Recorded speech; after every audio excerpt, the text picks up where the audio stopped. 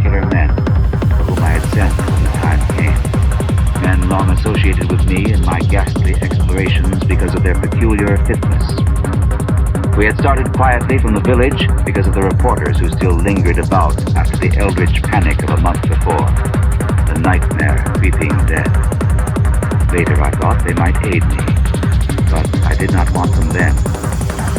Would to God I had let them share the search, that I might not have had to bear the secret alone so long, to bear it alone for fear the world would call me mad, or go mad itself at the demon implications of the thing.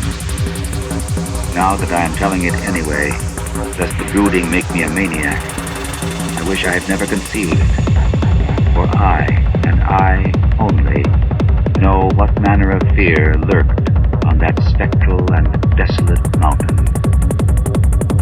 In a small motor car, we covered the miles of primeval forest and hill until the wooded ascent checked it. The country-born aspect more than usually sinister as we viewed it by night and without the accustomed crowds of investigators, so that we were often tempted to use the acetylene headlight despite the attention it might attract. It was not a wholesome landscape after dark, and I believe I would have noticed its morbidity even if I had been ignorant of the terror that stalked there. Of wild creatures there were none. They were wise when death leers close. The ancient lightning-scarred trees seemed unnaturally large and twisted, and the other vegetation unnaturally thick and feverish, while curious mounds and hummocks in the weedy, fulgurite-fitted earth reminded me of snakes, and dead men's skulls swelled to gigantic proportions. Fear had lurked on Tempest Mountain for more than a century. This I learned at once from newspaper accounts of the catastrophe which first brought the region to the world's notice. The place is a remote, lonely elevation in that part of the Catskills where Dutch civilization once feebly and transiently penetrated, leaving behind, as it receded, only a few ruined mansions and a degenerate squatter population inhabiting pitiful hamlets on isolated slopes. Normal beings seldom visited the locality till the state police were formed, and even now only infrequent troopers patrol it. The fear, however, is an old tradition throughout the neighboring villages, since it is a prime topic in the simple discourse of the poor mongrels who sometimes leave their valleys to trade hand-woven baskets for such primitive necessities as they cannot shoot, raise, or make. The lurking fear dwelt in the shunned and deserted Martens Mansion, which crowned the high but gradual eminence whose liability to frequent thunderstorms gave it the name of Tempest Mountain. For over 100 years, the antique grove-circled stone house had been the subject of stories incredibly wild and monstrously hideous. Stories of a silent, colossal, creeping death which stalked abroad in summer. With whimpering insistence, the squatters told tales of a demon which seized lone wayfarers after dark, either carrying them off or leaving them in a frightful state of gnawed dismemberment, while sometimes they whispered of blood trails toward the distant mansion. Some said the thunder called the lurking fear out of its habitation, while others said the thunder was its voice. No one outside the backwoods had believed these varying and conflicting stories, with their incoherent, extravagant descriptions of the half-glimpsed fiend. Yet not a farmer or villager doubted that the Martens Mansion was ghoulishly haunted. Local history forbade such a doubt, although no ghostly evidence was ever found by such investigators as had visited the building after some especially vivid tale of the squatters. Grandmothers told strange myths of the Martens specter, myths concerning the Martens family itself, its queer hereditary dissimilarity of eyes, its long unnatural annals, and the murder which had cursed it. The terror which brought me to the scene was a sudden and portentous confirmation of the mountaineers' wildest legends. One summer night, after a thunderstorm of unprecedented violence, the countryside was aroused by a squatter stampede which no mere delusion could create. The pitiful throngs of natives shrieked and whined of the unnameable horror which had descended upon them, and they were not doubted. They had not seen it, but had heard such cries from one of their hamlets that they knew a creeping death had come. In the morning, citizens and state troopers followed the shuddering mountaineers to the place where they said the death had come. Death was indeed there. The ground under one of the squatters' villages had caved in after a lightning stroke, destroying several of the malodorous shanties. But upon this property damage was superimposed an organic devastation which paled it to insignificance. Of a possible 75 natives who had inhabited this spot, not one living specimen was visible. The disordered earth was covered with blood and human debris, bespeaking too vividly the ravages of demon teeth and talons. Yet no visible trail led away from the carnage. That some hideous animal must be the cause, everyone quickly agreed. Nor did any tongue now revive the charge that such cryptic deaths formed merely the sordid murders common in decadent communities. That charge was revived only when about 25 of the estimated population were found missing from the dead. And even then it was hard to explain the murder of 50 by half that number. But the fact remained that on a summer night, a bolt had come out of the heavens and left a dead village, whose corpses were horribly mangled, chewed, and clawed. The excited countryside immediately connected the horror with the haunted Martens mansion, though the localities were over 3 miles apart. The troopers were more skeptical, including the mansion only casually in their investigations, and dropping it altogether when they found it thoroughly deserted.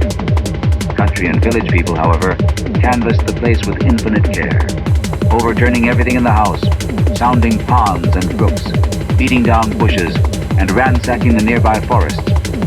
All was in vain. The death that had come had left no trace save destruction itself. By the second day of the search, the affair was fully treated by the newspapers, whose reporters overran Tempest Mountain.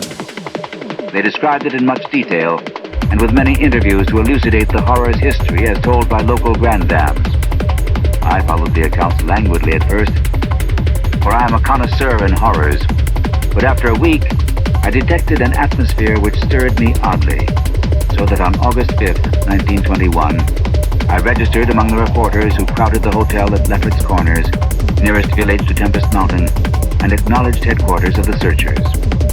3 weeks more, and the dispersal of the reporters left me free to begin a terrible exploration based on the minute inquiries and surveying with which I had meanwhile busied myself. So, on this summer night, while distant thunder rumbled, I left a silent motor car and tramped with 2 armed companions up the last mound-covered reaches of Tempest Mountain, casting the beams of an electric torch on the spectral gray walls that began to appear through giant oaks ahead. In this morbid night solitude and feeble shifting illumination, the vast box-like pile displayed obscure hints of terror which day could not uncover. Yet I did not hesitate, since I had come with fierce resolution to test an idea. I believed that the thunder called the death demon out of some fearsome secret place, and be that demon solid entity or vaporous pestilence, I meant to see it. I had thoroughly searched the ruin before, hence knew my plan well, choosing as the seat of my vigil the old room of Jan Martens, whose murder looms so great in the rural legends. I felt subtly that the apartment of this ancient victim was best for my purposes. The chamber, measuring about 20 feet square, contained, like the other rooms, some rubbish which had once been furniture. It lay on the second story, on the southeast corner of the house, and had an immense east window and narrow south window, both devoid of panes or shutters. Opposite the large window was an enormous Dutch fireplace, with scriptural tiles representing the prodigal son, and opposite the narrow window was a spacious bed built into the wall. As the tree-muffled thunder grew louder, I arranged my plan's details.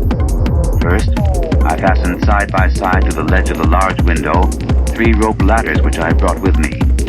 I knew they reached a suitable spot on the grass outside, for I had tested them.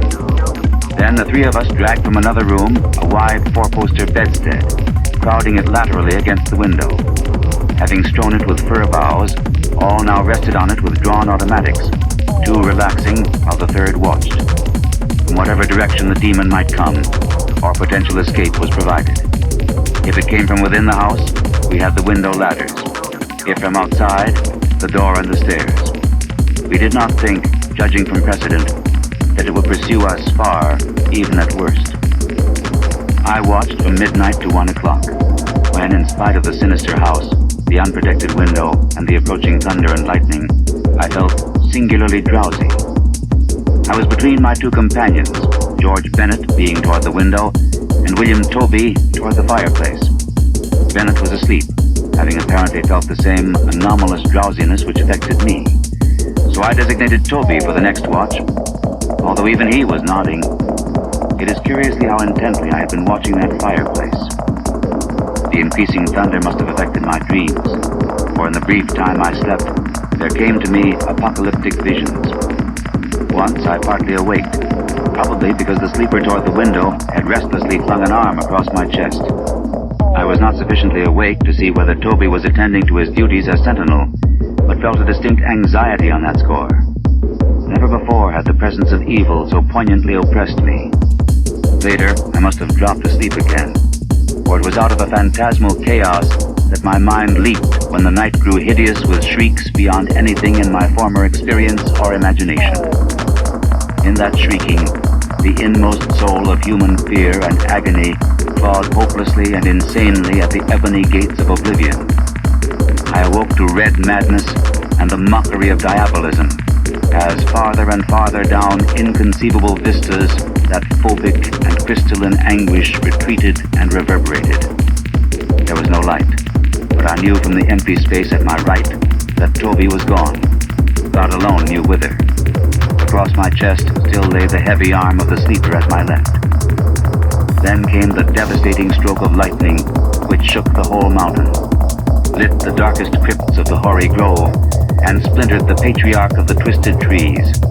In the demon flash of a monstrous fireball, the sleeper started up suddenly, while the glare from beyond the window threw his shadow vividly upon the chimney above the fireplace, from which my eyes had never strayed.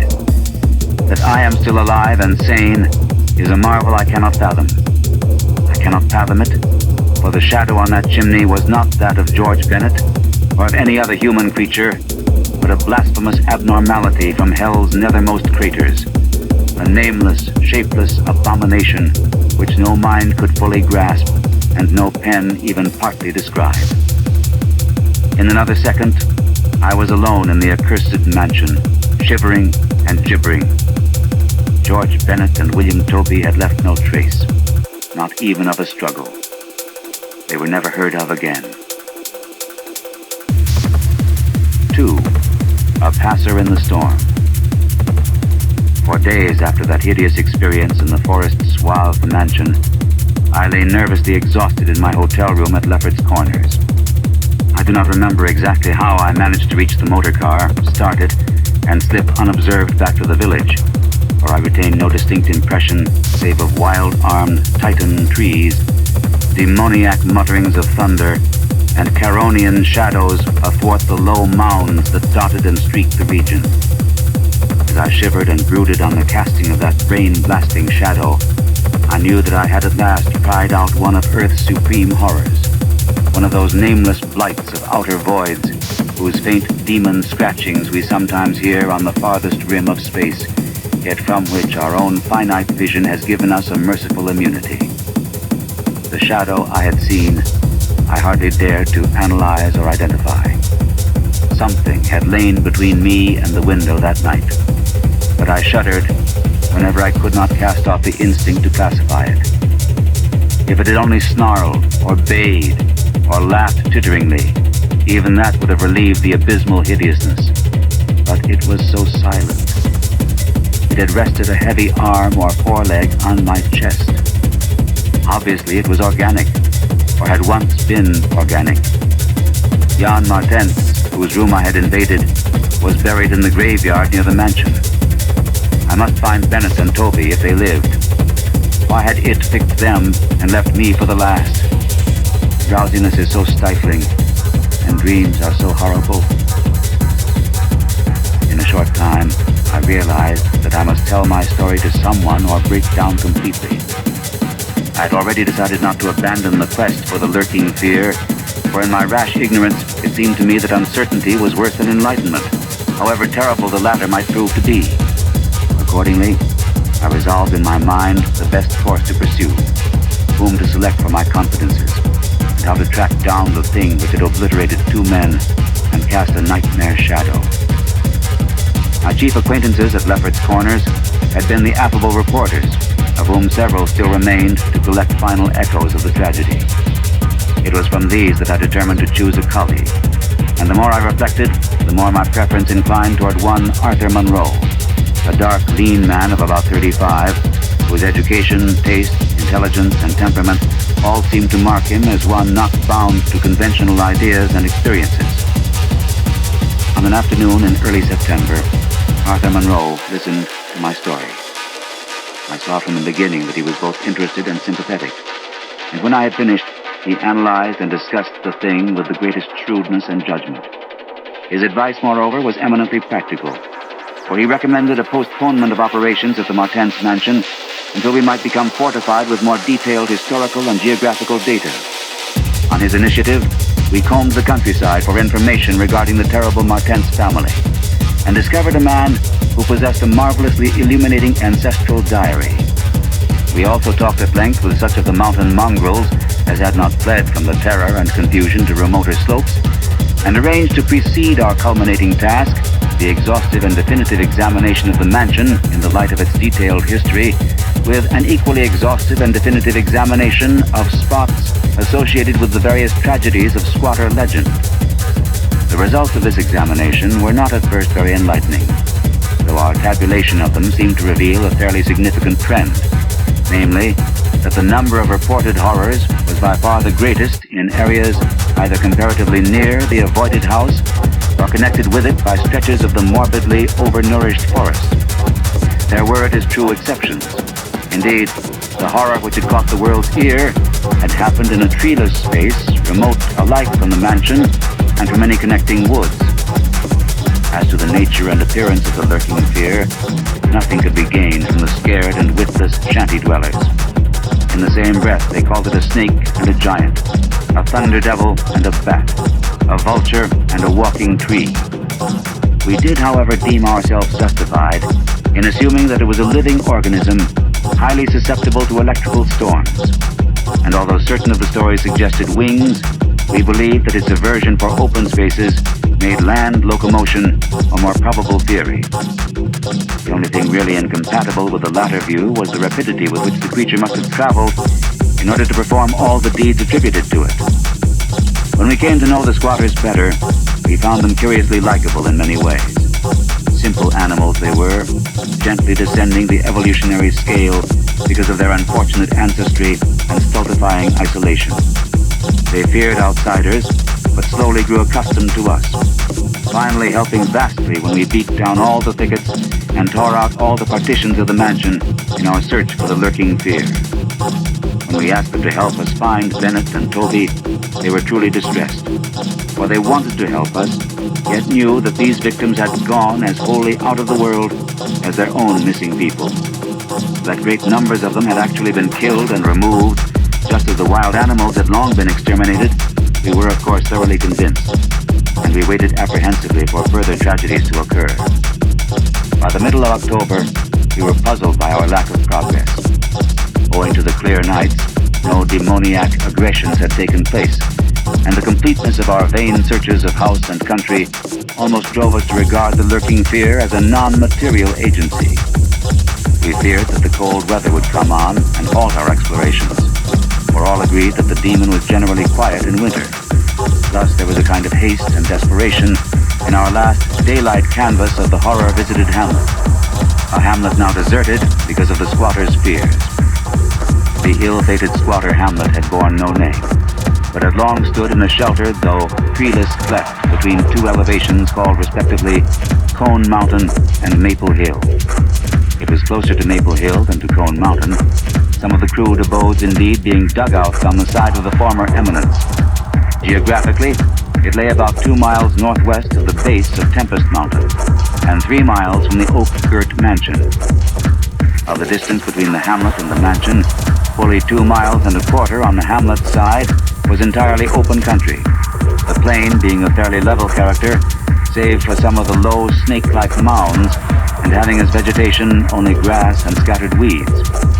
Considering this topography, we had finally concluded that the demon must have come by way of Cone Mountain, a wooded southern prolongation of which ran to within a short distance of the westernmost spur of Tempest Mountain. The upheaval of ground we traced conclusively to a landslide from Maple Hill, a tall, lone, splintered tree on whose side had been the striking point of the thunderbolt which summoned the fiend. As for the 20th time or more, Arthur Monroe and I went minutely over every inch of the violated village. We were filled with a certain discouragement, coupled with vague and novel fears. It was acutely uncanny, even when frightful and uncanny things were common, to encounter so blankly clueless a scene after such overwhelming occurrences.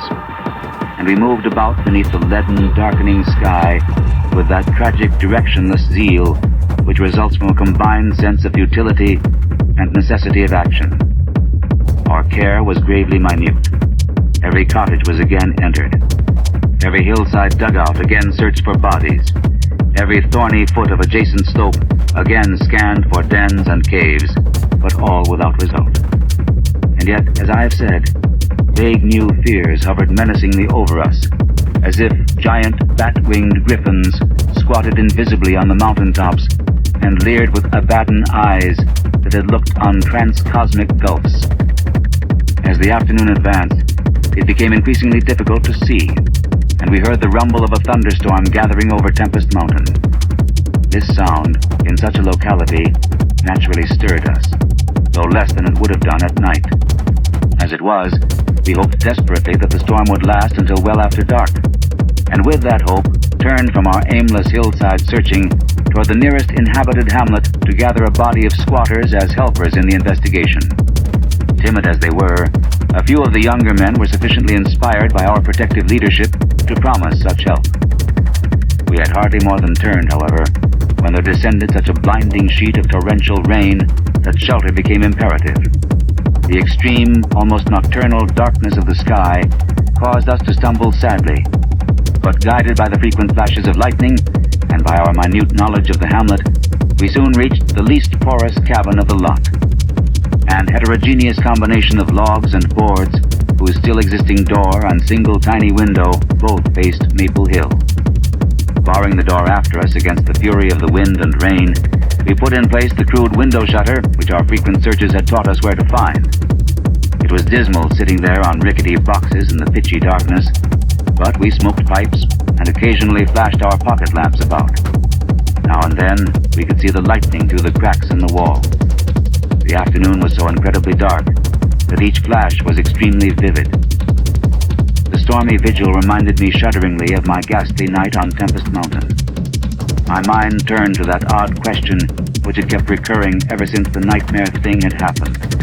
And again, I wondered why the demon, approaching the three watchers either from the window or the interior, had begun with the men on each side and left the middleman till the last, when the Titan fireball had scared it away.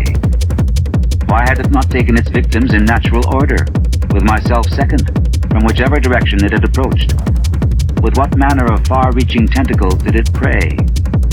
Or did it know that I was the leader, and save me for a fate worse than that of my companions? In the midst of these reflections, as if dramatically arranged to intensify them, there fell nearby a terrific bolt of lightning, followed by the sound of sliding earth. At the same time, the wolfish wind rose to demoniac crescendos of ululation. We were sure that the lone tree on Maple Hill had been struck again, and Monroe rose from his box and went to the tiny window to ascertain the damage. When he took down the shutter, the wind and rain howled deafeningly in, so that I could not hear what he said. But I waited while he leaned out and tried to fathom nature's pandemonium. Gradually, a calming of the wind and dispersal of the unusual darkness told of the storm's passing. I had hoped it would last into the night to help our quest, but a furtive sunbeam from a knothole behind me removed the likelihood of such a thing. Suggesting to Monroe that we had better get some light even if more showers came, I unbarred and opened the crude door. The ground outside was a singular mass of mud and pools, with fresh heaps of earth from the slight landslide.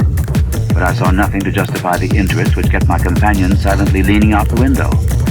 Crossing to where he leaned, I touched his shoulder, but he did not move. Then, as I playfully shook him and turned him around, I felt the strangling tendrils of a cancerous horror whose roots reached into illimitable pasts and fathomless abysms of the night that broods beyond time. For Arthur Monroe was dead, and on what remained of his chewed and gouged head, there was no longer a face. 3. What the red glare meant.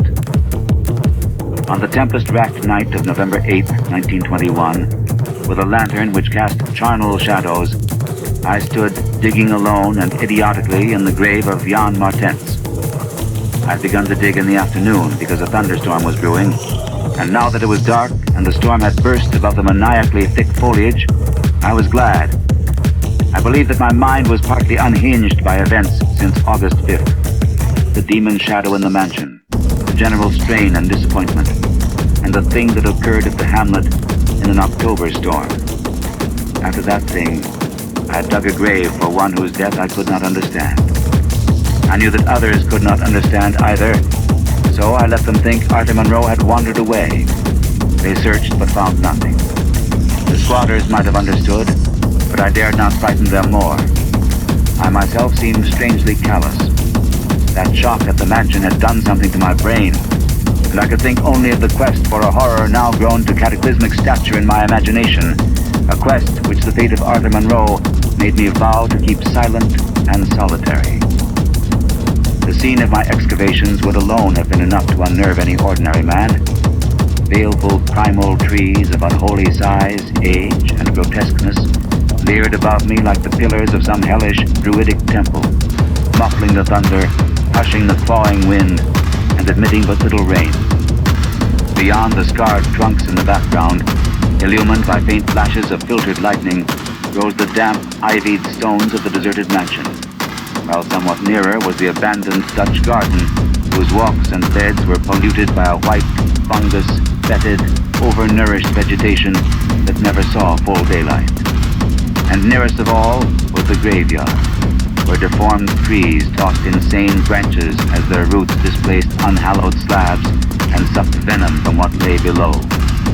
Now and then, beneath the brown pall of leaves that rotted and festered in the antediluvian forest darkness, I could trace the sinister outlines of some of those low mounds which characterized the lightning-pierced region. History had led me to this archaic grave. History, indeed, was all I had after everything else ended in mocking Satanism. I now believed that the lurking fear was no material thing, but a wolf-fanged ghost that rode the midnight lightning. And I believed, because of the masses of local tradition I had unearthed in my search with Arthur Monroe, that the ghost was that of Jan Martens, who died in 1762. That is why I was digging idiotically in his grave. The Martens mansion was built in 1670 by Gerrit Martens, a wealthy New Amsterdam merchant who disliked the changing order under British rule and had constructed this magnificent domicile on a remote woodland summit whose untrodden solitude and unusual scenery pleased him. The only substantial disappointment encountered in this site was that which concerned the prevalence of violent thunderstorms in summer. When selecting the hill and building his mansion, Mynheer Martens had laid these frequent natural outbursts to some peculiarity of the year. But in time, he perceived that the locality was especially liable to such phenomena. At length, having found these storms injurious to his head, he fitted up a cellar into which he could retreat from their wildest pandemonium. Of Gerrit Martens's descendants, less is known than of himself, since they were all reared in hatred of the English civilization and trained to shun such of the colonists as accepted it. Their life was exceedingly secluded, and people declared that their isolation had made them heavy of speech and comprehension. In appearance, all were marked by a peculiar inherited dissimilarity of eyes, one generally being blue and the other brown. Their social contacts grew fewer and fewer, till at last they took to intermarrying with the numerous menial class about the estate. Many of the crowded family degenerated, moved across the valley, and merged with the mongrel population which was later to produce the pitiful squatters. The rest had stuck sullenly to their ancestral mansion, becoming more and more clannish and taciturn, yet developing a nervous responsiveness to the frequent thunderstorms. Most of this information reached the outside world through young Jan Martens, who from some kind of restlessness joined the colonial army when news of the Albany Convention reached Tempest Mountain.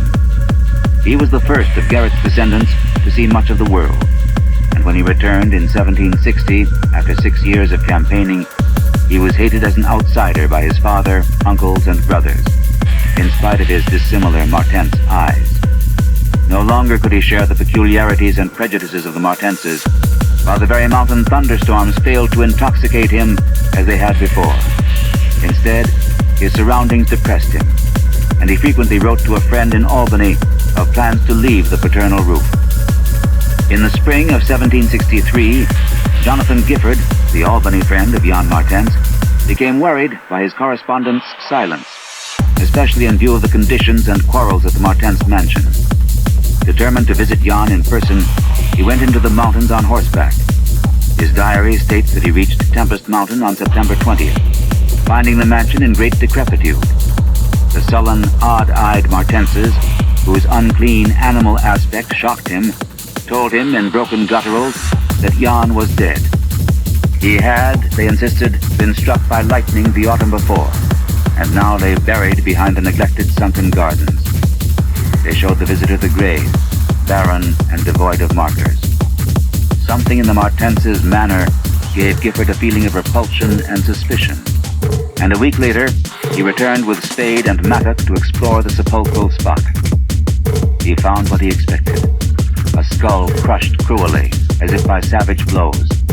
So, returning to Albany, he openly charged the Martenses with the murder of their kinsman. Legal evidence was lacking, but the story spread rapidly round the countryside, and from that time, the Martenses were ostracized by the world. No one would deal with them, and their distant manor was shunned as an accursed place. Somehow, they managed to live on independently by the products of their estate, for occasional lights glimpsed from faraway hills attested their continued presence. These lights were seen as late as 1810, but toward the last, they became very infrequent. Meanwhile, there grew up about the mansion and the mountain a body of diabolic legendry. The place was avoided with doubled assiduousness and invested with every whispered myth tradition could supply. It remained unvisited till 1816, when the continued absence of lights was noticed by the squatters. At that time, a party made investigations, finding the house deserted and partly in ruins. There were no skeletons about, so that departure rather than death was inferred. The clan seemed to have left several years before, and improvised penthouses showed how numerous it had grown prior to its migration. Its cultural level had fallen very low, as proved by decaying furniture and scattered silverware, which must have been long abandoned when its owners left. But though the dreaded Martenses were gone, the fear of the haunted house continued, and grew very acute, and new and strange stories arose among the mountain decadents. There it stood, deserted, feared, and linked with the vengeful ghosts of Jan Martens. There it still stood on the night I dug in Jan Martens's grave. I have described my protracted digging as idiotic, and such it indeed was, in object and method.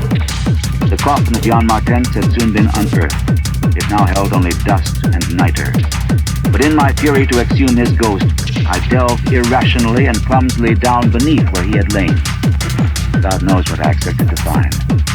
I only felt that I was digging in the grave of a man whose ghost stalked by night.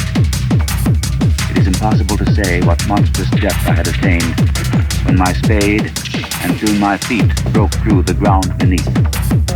The event, under the circumstances, was tremendous. For in the existence of a subterranean space here, my mad theories had terrible confirmation. My slight fall had extinguished the lantern, but I produced an electric pocket lamp and viewed the small horizontal tunnel which led away indefinitely in both directions. It was amply large enough for a man to wriggle through, and though no sane person would have tried it at that time, I forgot danger, reason, and cleanliness in my single-minded fever to unearth the lurking fear. Choosing the direction toward the house, I scrambled recklessly into the narrow burrow, squirming ahead blindly and rapidly, and flashing but seldom the lamp I kept before me. What language can describe the spectacle of a man lost in infinitely abysmal earth, pawing, twisting, wheezing, scrambling madly through sunken convolutions of immemorial blackness without an idea of time, safety, direction, or definite object. There is something hideous in it, but that is what I did. I did it for so long that life faded to a far memory, and I became one of the moles and grubs of nighted depths. Indeed, it was only by accident that after interminable writhings, I jarred my forgotten electric lamp alight so that it shone eerily along the burrow of caked loam that stretched and curved ahead. I'd been scrambling in this way for some time, so that my battery had burned very low, when the passage suddenly inclined sharply upward, altering my mode of progress. And as I raised my glance, it was without preparation that I saw glistening in the distance 2 demoniac reflections of my expiring lamp. 2 reflections glowing with a baneful and unmistakable effulgence and provoking maddeningly nebulous memories. I stopped automatically, though lacking the brain to retreat. The eyes approached. Yet of the thing that bore them, I could distinguish only a claw. But what a claw! Then far overhead, I heard a faint crashing which I recognized. It was the wild thunder of the mountain, raised to hysteric fury. I must have been crawling upward for some time, so that the surface was now quite near.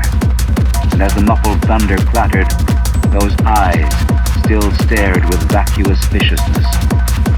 Thank God I did not then know what it was, else I should have died. But I was saved by the very thunder that had summoned it. For after a hideous wait, there burst from the unseen outside sky one of those frequent mountainward bolts whose aftermath I had noticed here and there as gashes of disturbed earth and fulgurites of various sizes. With cyclopean rage, it tore through the soil above that damnable pit, blinding and deafening me, yet not wholly reducing me to a coma. In the chaos of sliding, shifting earth, I clawed and floundered helplessly till the rain on my head steadied me, and I saw that I had come to the surface in a familiar spot, a steep, unforested place on the southwest slope of the mountain. Recurrent sheet lightnings illumined the tumbled ground and the remains of the curious low hummock which had stretched down from the wooded higher slope, but there was nothing in the chaos to show my place of egress from the lethal catacomb. My brain was as great a chaos as the earth, and as a distant red glare burst on the landscape from the south, I hardly realized the horror I had been through. But when 2 days later, the squatters told me what the red glare meant, I felt more horror than that which the mold burrow and the claw and the eyes had given. More horror because of the overwhelming implications. In a hamlet 20 miles away, an orgy of fear had followed the bolt which brought me above ground, and a nameless thing had dropped from an overhanging tree into a weak-roofed cabin. It had done a deed, but the squatters had fired the cabin in frenzy before it could escape. It had been doing that deed at the very moment the earth caved in on the thing with the claw and eyes. 4. The horror in the eyes. There can be nothing normal in the mind of one who, knowing what I knew of the horrors of Tempest Mountain, would seek alone for the fear that lurked there. That at least 2 of the fear's embodiments were destroyed formed but a slight guarantee of mental and physical safety in this Acheron of multiform diabolism. Yet I continued my quest with even greater zeal as events and revelations became more monstrous. When, 2 days after my frightful crawl through that crypt of the eyes and claw, I learned that a thing had malignly hovered 20 miles away at the same instant the eyes were glaring at me, I experienced virtual convulsions of fright. But that fright was so mixed with wonder and alluring grotesqueness that it was almost a pleasant sensation. Sometimes, in the throes of a nightmare, when unseen powers whirl one over the roofs of strange dead cities toward the grinning chasm of Nis, it is a relief and even a delight to shriek wildly and throw oneself voluntarily along with the hideous vortex of dream doom into whatever bottomless gulf may yawn. And so it was with the waking nightmare of Tempest Mountain. The discovery that two monsters had haunted the spot gave me ultimately a mad craving to plunge into the very earth of the accursed region and with bare hands dig out the death that leered from every inch of the poisonous soil. As soon as possible, I visited the grave of Jan Martens and dug vainly where I had dug before. Some extensive cave-in had obliterated all trace of the underground passage, while the rain had washed so much earth back into the excavation that I could not tell how deeply I had dug that other day. I likewise made a difficult trip to the distant hamlet where the death creature had been burnt, and was little repaid for my trouble. In the ashes of the fateful cabin I found several bones, but apparently none of the monsters. The squatters said the thing had had only one victim, but in this I judged them inaccurate, since besides the complete skull of a human being, there was another bony fragment which seemed certainly to have belonged to a human skull at some time. Though the rapid drop of the monster had been seen, no one could say just what the creature was like. Those who had glimpsed it called it simply a devil. Examining the great tree where it had lurked, I could discern no distinctive marks. I tried to find some trail into the Black Forest, but on this occasion could not stand the sight of those morbidly large boles, or of those vast serpent-like roots that twisted so malevolently before they sank into the earth. My next step was to re-examine with microscopic care the deserted hamlet where death had come most abundantly, and where Arthur Monroe had seen something he never lived to describe. Though my vain previous searches had been exceedingly minute, I now had new data to test, for my horrible grave crawl convinced me that at least one of the phases of the monstrosity had been an underground creature. This time, on the 14th of November, my quest concerned itself mostly with the slopes of Cone Mountain and Maple Hill, where they overlooked the unfortunate hamlet, and I gave particular attention to the loose earth of the landslide region on the latter eminence. The afternoon of my search brought nothing to light, and dusk came as I stood on Maple Hill, looking down at the hamlet and across the valley to Tempest Mountain.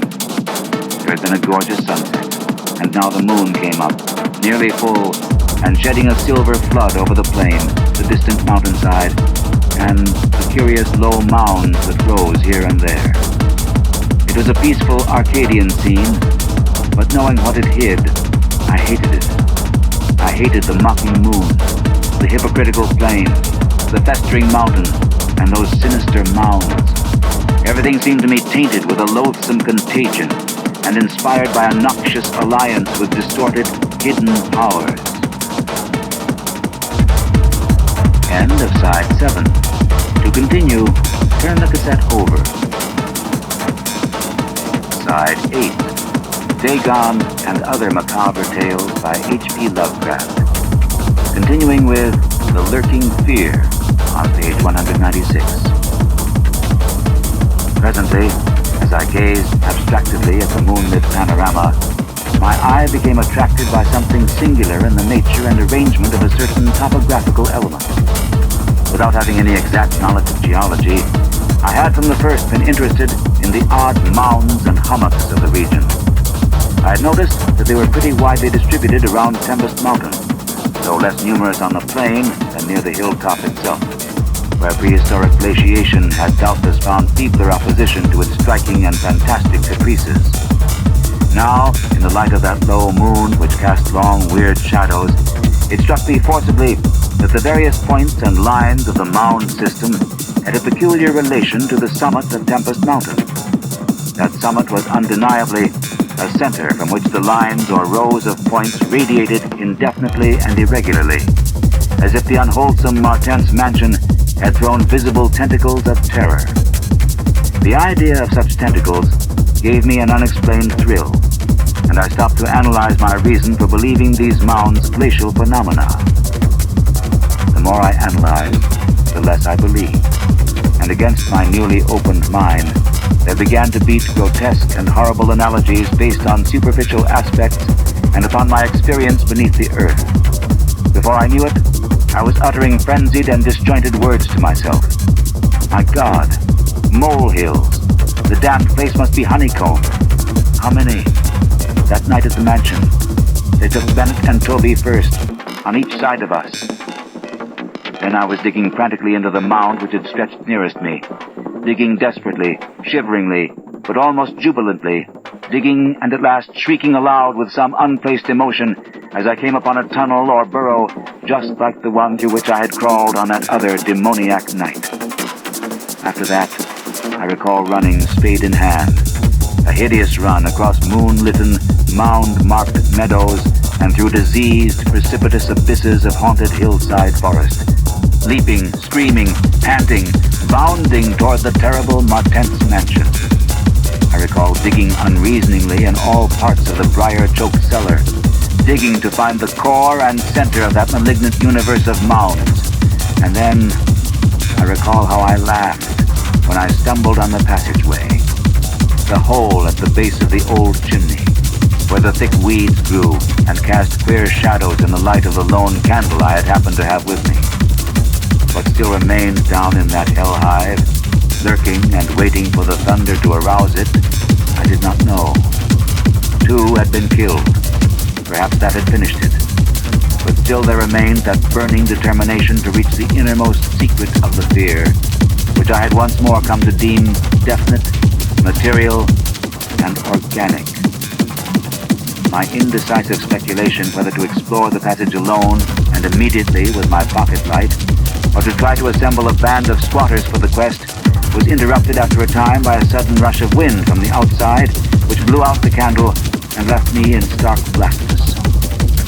The moon no longer shone through the chinks and apertures above me, and with a sense of fateful alarm, I heard the sinister and significant rumble of approaching thunder. A confusion of associated ideas possessed my brain, leading me to grope back toward the farthest corner of the cellar. My eyes, however, never turned away from the horrible opening at the base of the chimney, and I began to get glimpses of the crumbling bricks and unhealthy weeds as faint glows of lightning penetrated the woods outside and illumined the chinks in the upper wall. Every second I was consumed with a mixture of fear and curiosity. What would the storm call forth? Or was there anything left for it to call? Guided by a lightning flash, I settled myself down behind a dense clump of vegetation, through which I could see the opening without being seen.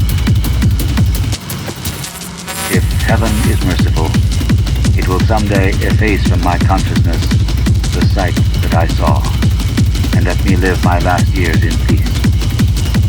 I cannot sleep at night now, and have to take opiates when it thunders. The thing came abruptly and unannounced. A demon, rat-like, scurrying from pits remote and unimaginable, a hellish panting and stifled grunting, and then from that opening beneath the chimney, a burst of multitudinous and leprous life, a loathsome night-spawned flood of organic corruption more devastatingly hideous than the blackest conjurations of mortal madness and morbidity. Seething, stewing, surging, bubbling like serpent slime, it rolled up and out of that yawning hole, spreading like a septic contagion and streaming from the cellar at every point of egress, streaming out to scatter through the accursed midnight forests and strew fear, madness, and death. God knows how many there were. There must have been thousands. To see the stream of them in that faint, intermittent lightning was shocking.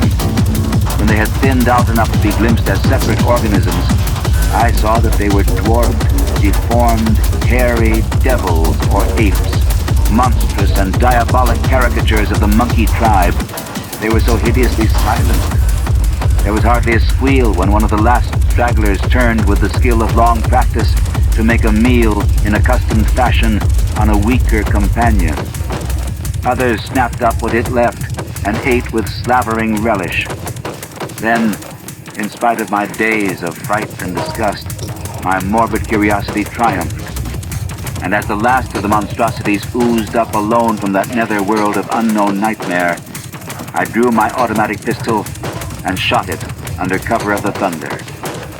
Shrieking, slithering, torrential shadows of red, viscous madness chasing one another through endless, ensanguined corridors of purple, fulgurous sky, formless phantasms and kaleidoscopic mutations of a ghoulish remembered scene, forests of monstrous overnourished oaks with serpent roots twisting and sucking unnameable juices from an earth verminous with millions of cannibal devils, mound-like tentacles groping from underground nuclei of polypus perversion, insane lightning over malignant ivied walls and demon arcades choked with fungus vegetation.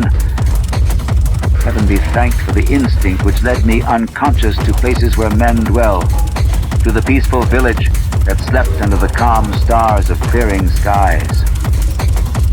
I had recovered enough in a week to send to Albany for a gang of men to blow up the Martens mansion and the entire top of Tempest Mountain with dynamite, stop up all the discoverable mound burrows, and destroy certain overnourished trees whose very existence seemed an insult to sanity. I could sleep a little after they had done this, but true rest will never come as long as I remember that nameless secret of the lurking fear. The thing will haunt me, for who can say the extermination is complete, and that analogous phenomena do not exist all over the world? Who can, with my knowledge, think of the Earth's unknown caverns without a nightmare dread of future possibilities? I cannot see a well or a subway entrance without shuddering. Why cannot the doctors give me something to make me sleep, or truly calm my brain when it thunders? What I saw in the glow of my flashlight after I shot the unspeakable, straggling object was so simple that almost a minute elapsed before I understood and went delirious. The object was nauseous, a filthy, whitish gorilla thing with sharp yellow fangs and matted fur. It was the ultimate product of mammalian degeneration, the frightful outcome of isolated spawning, multiplication, and cannibal nutrition above and below the ground. The embodiment of all the snarling chaos and grinning fear that lurk behind life. It had looked at me as it died, and its eyes had the same odd quality that marked those other eyes which had stared at me underground and excited cloudy recollections.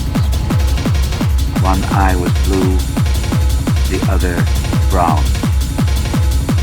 They were the dissimilar Martens eyes of the old legends, and I knew in one inundating cataclysm of voiceless horror what had become of that vanished family, the terrible and thunder-crazed house of Martens.